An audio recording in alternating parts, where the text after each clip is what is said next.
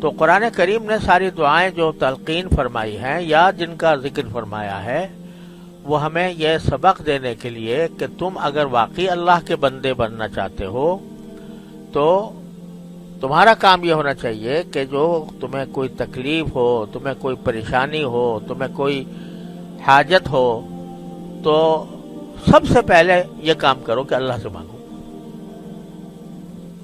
اور یہ ایسی چیز ہے دعا کہ بذات خود ثواب ہے، یعنی دعا جو ہے یہ بذات خود عبادت ہے.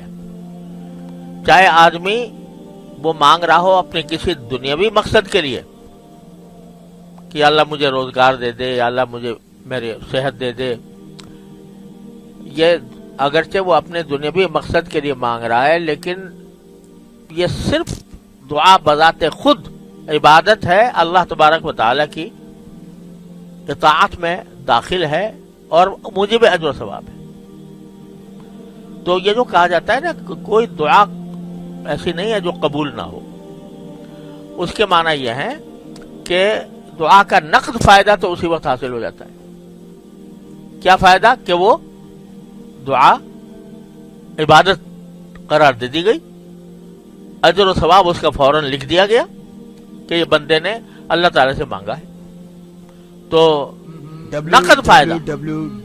ادعونی استجب لکم، قرآن کریم نے فرمایا مجھے پکارو میں قبول کروں گا.